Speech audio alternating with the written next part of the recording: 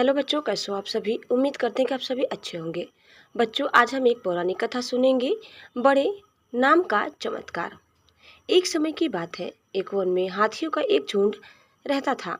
उस झुंड का सरदार चतुर्दंत नामक एक विशाल, पराक्रमी, गंभीर और समझदार हाथी था। सब उसी की छत्र छाया में सुख से रहते थे। वह सबकी समस्याएं सुनता, उनका हल निकालता, छोटे बड़े सबका बराबर ख्याल रखता था। एक बार उस क्षेत्र में भयंकर सूखा पड़ा। वर्षों पानी नहीं बरसा। सारे ताल तलैया सूखने लगे, पेड़ पौधे कुम्हला गए, धरती फट गई, चारों ओर हाहाकार मच गई। हर प्राणी बूंद बूंद के लिए तरसता गया। हाथियों ने अपने सरदार से कहा, सरदार, कोई उपाय सोचिए, हम सब प्यासे मर रहे हैं, हमारे बच्चे तड़प रहे हैं।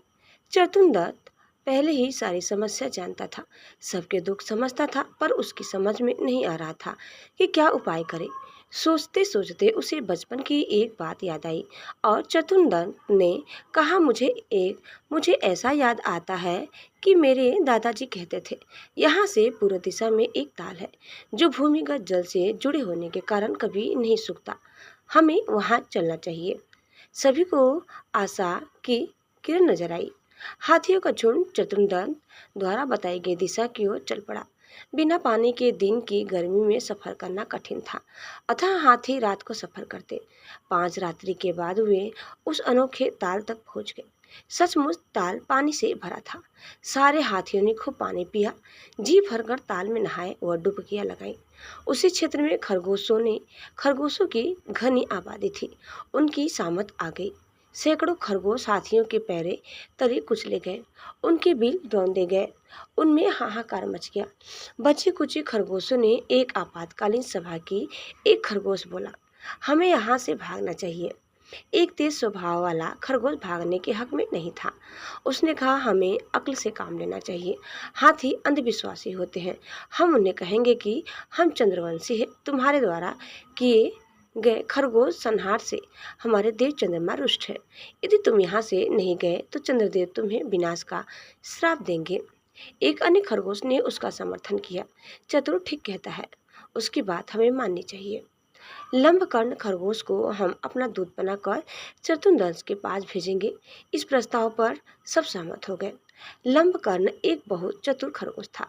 सारे खरगोश समाज में उसकी चतुराई की धाक थी। बातें बनाना भी उसे खूब आता था। बात से बात निकालते जाने में उसका जवाब नहीं था। जब खरगोशों ने उसे दूत बनकर जाने के लिए कहा तो वह तुरंत तैयार हो गया। खरगोशों पर आए संकट को दूर करके उसे प्रसन्नता ही होगी। लंबकर्ण खरगोश चतुर्दंत के पास पहुंचा और दूत से ही एक चट्टान पर चढ़कर बोला, गजनायक चतुर्दंत, मैं लंबकर्ण चंद्रमा का दूत उनका संदेश लेकर आया हूँ। चंद्रमा हमारे स्वामी है। चतुर्दंत ने पूछा, भाई क्या संदेश लाए हो तुम? लंबकर्ण बोला, तुमने खरगोश समाज को बहुत हानि पहुंचाई है। चंद्रदेव तुमसे बहुत रुष्ट है। इससे पहले कि वह तुम्हें श्राप देते, तुम यहाँ से अपना झुंड लेकर चले जाओ। चतुर्दंश को विश्वास न हुआ। उसने कहा, चंद्रदेव कहाँ है? मैं खुद उनके दर्शन करना चाहता हूँ। लंबकर्ण बोला, उचित है। चंद्रदेव असंख्य मृत खरगोशों को श्रद्धांजलि देने स्वयं ताल में पधार कर बैठे हैं। आइए उनसे साक्षात्कार कीजिए और स्वयं देख लीजिए कि वे कितने रुष्ट हैं। चालाक लंबकर्ण चतुर्दश को रात में ताल पर ले आया। उस रात पूर्णमासी थी। ताल में पूर्ण चंद्रमा का बिंब ऐसे पड़ रहा था जैसे शीश में प्रतिबिंब दिखाई पड़ता है। चतुर्दश घबरा गया। चालाक खरगोश हाथी की घबराहट ताड़ गया और विश्वास के साथ बोला, गजनायक, जरा नजदीक से चंद्रदेव का साक्षात्कार करें तो आपको पता लगेगा कि आपके झुंड के इधर आने से हम खरगोशों पर क्या बीती है। अपने भक्तों का दुख देखकर हमारे चंद्रदेव जी के दिल पर क्या गुजर रही है। लंबकर्ण की बातों का गजराज पर जादू सा असर हुआ। चतुर्दश डरते डरते पानी के निकट आ गया और झुंड चंद्रमा के प्रतिबिंब के निकट ले जाकर जांच करने लगा। झुंड पानी के निकट पहुंचने पर शुंड से निकली हवा से पानी में हलचल हुई और चंद्रमा ला प्रतिबिंब कई भागों में बट गया और विस्कृत हो गया। यह देखते ही चतुर्दश के होश उड़ गए। वह घबरा कर कई कदम पीछे हट गया। लंबकर्ण तो इसी बात की ताश में था। वह चीखा, देखा, आपको देखते ही चंद्रदेव कितने रुष्ट हो गए। वह क्रोध से कांप रहे हैं और गुस्से से फट रहे हैं। आप अपनी खैर चाहते हैं तो अपने झुंड के समेत यहाँ से शीघ्र प्रस्थान करें, वरना चंद्रदेव पता नहीं क्या श्राप दे दे।